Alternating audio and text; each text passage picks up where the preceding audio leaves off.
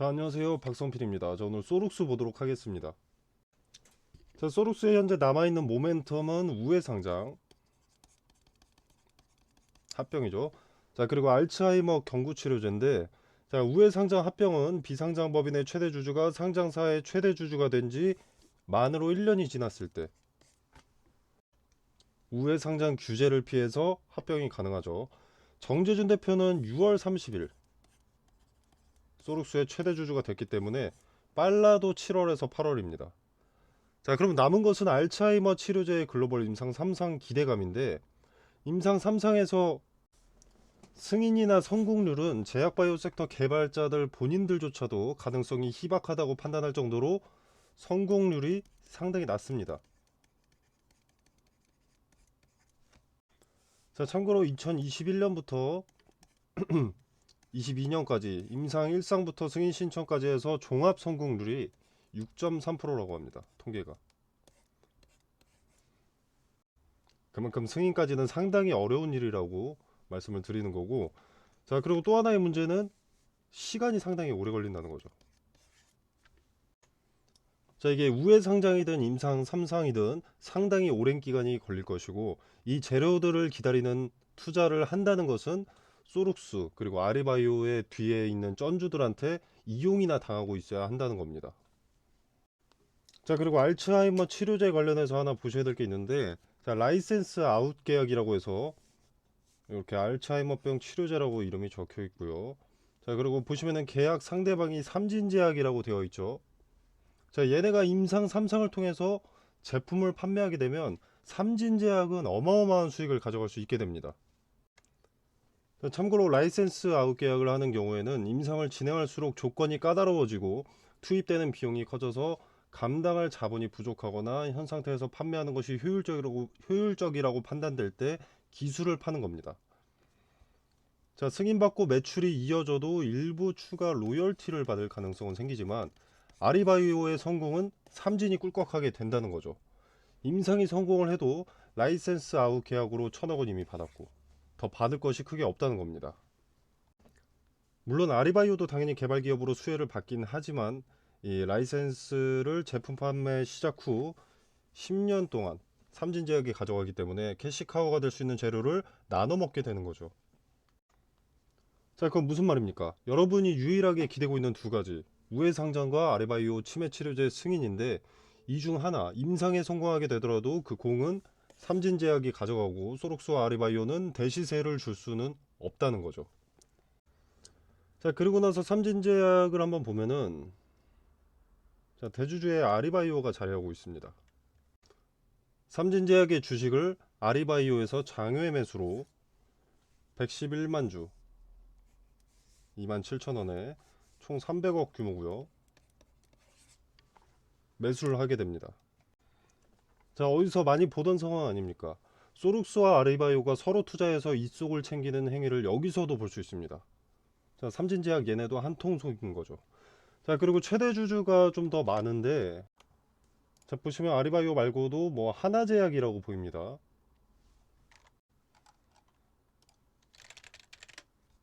자, 하나제약 같은 경우에는 자, 최대 주주가 지분을 상당히 많이 확보하고 있습니다. 자, 57.66%에 자사주 2.66까지 해가지고 약 60 정도 되죠. 거의 60% 정도 차지하고 있는데, 그렇다면 지분의 가치가 뛰어서 시총이 높게 뛰면 말도 안 되는 수익을 가져갈 수 있는 것이 요 하나제약인 겁니다. 자, 그래서 크게 보면 하나제약이 있고, 그리고 그 밑에 삼진제약, 그리고 그 밑에 소록스, 아리바이오 이렇게 있는 거죠. 자, 현재 배우로 나서 있는 것이 소록스와 아리바이오, 그리고 정재준 대표겠지만, 배우가 교체되면 삼진이나 아니면 요 하나제약으로 갈 가능성도 높습니다. 자, 앞전에 매집이 상당히 많이 진행이 되어 있을 것이고, 아리바이오의 치매 치료제에 대한 기대감이 하나제약과 삼진제약은 작용하지 않았기도 하면서, 그리고 하나제약과 삼진제약 둘 다 주가가 바닥에 있기 때문에 이요 거대한 세력 쩐주들의 계획은 삼진제약, 하나제약으로 옮겨갈 가능성이 있다고 봅니다. 작전주의 작전 방법도 카톡방에서 자세히 다뤄드리도록 하겠고요. 자, 그리고 매도 한번 보시면, 자, 기타 법인의 매도가 상당히 크게 나왔습니다. 자, 기타 법인은 금융기관, 은행이나 펀드 투자회사, 연기금 등등이 아닌 개별적인 법인 사업장이 거래하는 게 찍히는 겁니다. 자, 뭐 예를 들어서 삼성의 주식이 있다. 삼성의 주식을 뭐 현대그룹에서 거래를 했다라고 하면은 그게 기타 법인으로 찍히는 거죠. 금융업 계통이 아닌 일반적인 회사의 거래라고 보면 됩니다. 자, 이 소록수 같은 중소형주는 기타 법인의 영향을 상대적으로 크게 받습니다. 그리고 세력주에서 기타 법인의 매도는 의미가 큽니다. 자, 소록수는 세력주죠. 자, 말씀드린 대로 소록수, 아리바이오, 삼진제약, 하나제약이 엮여 있는 상당히 큰 뒷배를 가진 세력주입니다. 자, 이런 세력주에서 기타 법인 매도가 크게 나오는 경우 대주주나 임원급 지분들의 이 지분이 나올 가능성이 높고, 현 주가가 저점이라면 기타 법인 매도가 나올 이유가 없죠.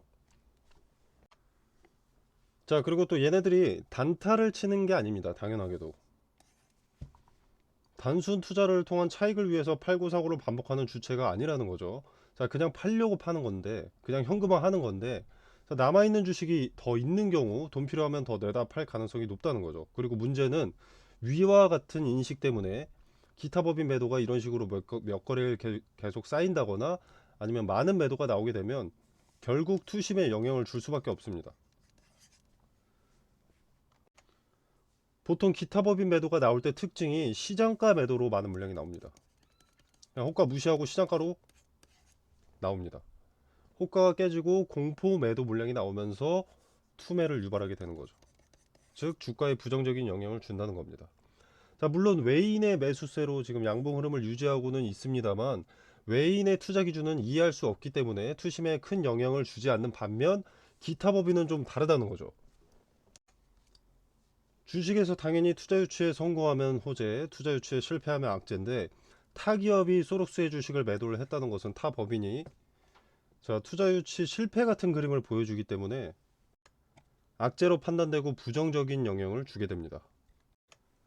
자, 1대 14 무상증자 이전, 아무런 뉴스도 소식도 관심도 없던 소록스를 매집하던 이때, 누가 봐도 1대 14 무상증자 정보를 미리 알고 있는 선취매였던 이때도 기타 법인은 연속 매수세를 보였습니다. 자, 그만큼 경계되는 부분이라고 설명을 드립니다. 자, 물론 금요일 하루로 봤을 때는 거래 대금이 크게 나온 것도 아니고 당장 큰 영향을 끼치는 것은 아니지만 4개의 상장사가 엮인 세력주기 때문에 리스크로 분류하고 대응하는 관점에서 지켜보는 것이 좋다고 판단되고요. 현재는 단기 고점에 대응하는 것이 현명합니다. 주식에서 기대감과 리스크 두 가지가 있죠. 자, 소록스는 현재 리스크만 있고 기대감은 최소 7월이 넘어야 있습니다. 자, 우회상장 합병이라는 기대감이죠. 자, 우회상장에는 작전이든 뭐든 일단 기대감은 작용을 할 겁니다. 자, 그러나 기대감이 오기까지 약 반년 정도의 시간이 남아있기 때문에 합병 기대감이 오기 전까지 갑자기 큰 시세를 줄 가능성은 상당히 낮습니다. 합병 이후에는 수급몰이가 소록스와 아리바이오가 아닌 삼진제약과 하나제약으로 갈 가능성도 높고요. 자, 소록스와 아리바이오가 합병된 회사는 전환사채, 신주인수권 부사채 등의 도구로 활용될 가능성이 높습니다. 자, 그래서 종합적으로 여러분이 어떻게 대응을 해야 할지 카톡방에서 세세하게 말씀드리겠습니다. 자, 트레이딩 관점에서 수익 극대화 또는 손실을 최소화할 수 있도록 단기 고점을 잡는 근거에 대해서 설명을 드리고, 그 근거를 토대로 매도 타점 말씀드리도록 하겠습니다. 자, 그리고 비중이 커서 당장 매도하지 못한다고 하시는 분들 계실 텐데, 자, 이 경우에도 마찬가지로 손실을 최소화할 수 있는 방법을 말씀드리겠습니다. 자, 근데 이 부분은 전제가 있습니다. 분할 매도인데, 자, 분할로 매도하는 것은 사실 매매에서 선택이 아니라 필수입니다. 제가 근거에 입각하여 매도 타점을 말씀드린다고는 했지만, 제가 말씀드리는 타점이 늘 100% 확률로 최고점일 수는 없겠죠. 분할 매도의 목적은 안전성입니다. 근거를 찾을 때마다 나눠서 매도를 하는 거죠. 스스로 리스크를 관리할 수 있도록 안전장치를 마련하는 것이 분할 매매입니다. 자, 주식 격언 중에 계란을 한 바구니에 담지 말라는 말이 있죠. 자, 보통 한 종목에 목매지 말고 분산 투자를 하라는 의미인데, 자, 이걸 한 종목에 적용을 시키면 분산 투자는 분할 매매로 볼 수가 있습니다. 마찬가지로 안전을 추구하고 리스크를 최소화할 수 있기 때문에.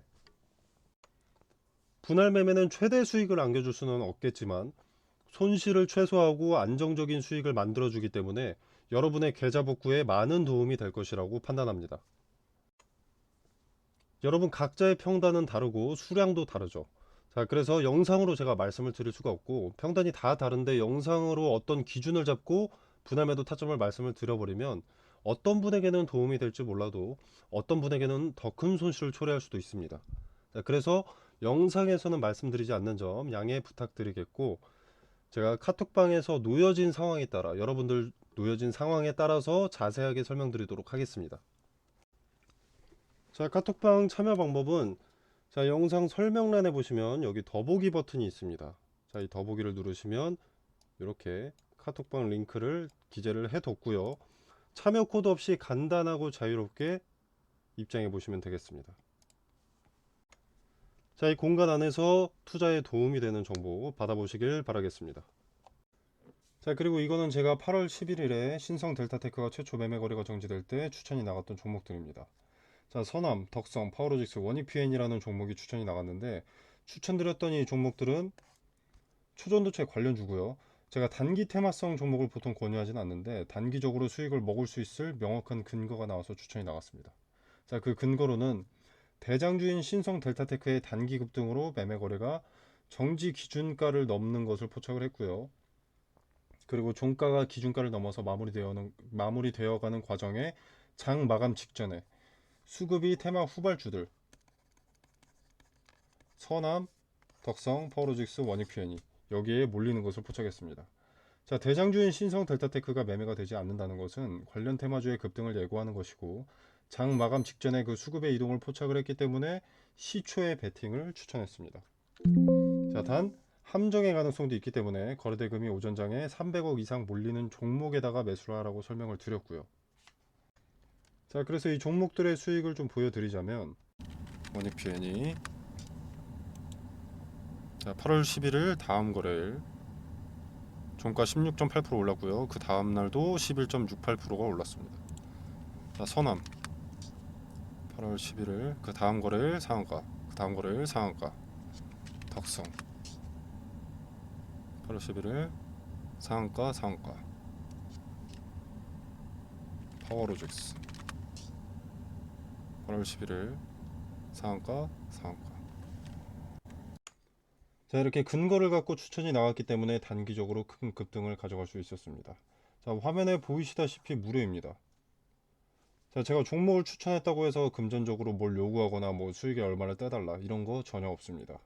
자, 여러분의 투자금은 여러분의 돈이죠. 그렇기 때문에 여러분이 자유롭게 판단하셔서 매매를 하셔도 되고 안 하셔도 됩니다. 그냥 지켜만 보셔도 되는 거고요. 제가 뭐 맛있는 거 추천했다고 해서 여러분이 무조건 드셔야 할 필요는 없지 않겠습니까? 먹고 싶으면 먹는 것이고 먹고 싶지 않으면 먹지 않는 것이고. 자, 기존에는 제가 전화번호로 문자 메시지를 보내주시면 카톡방 링크를 직접 보내드렸었는데, 자, 이제 고정 댓글에 카톡방 링크를 걸어두겠습니다. 공유해 놓도록 하겠습니다. 자, 비용 발생하는 거 아니니까 받아보실 분들은 카톡방에 참여하셔서 보유 종목 분석과 매수매도 타점, 그리고 추가적으로 리스크는 낮고 투자 매력도가 높은 수익의 근거가 있는 종목 받아보시길 바라겠습니다. 자, 물론 투자는 여러분의 자유이기 때문에 투자를 하셔도 되고 그냥 지켜만 보셔도 됩니다. 제가 말씀드리는 종목이지만 수익이 나는지 안 나는지 먼저 지켜보시고 판단이 서시면 그때 투자하시는 게 좋다고 봅니다. 그래야 여러분의 리스크가 낮아지니까요.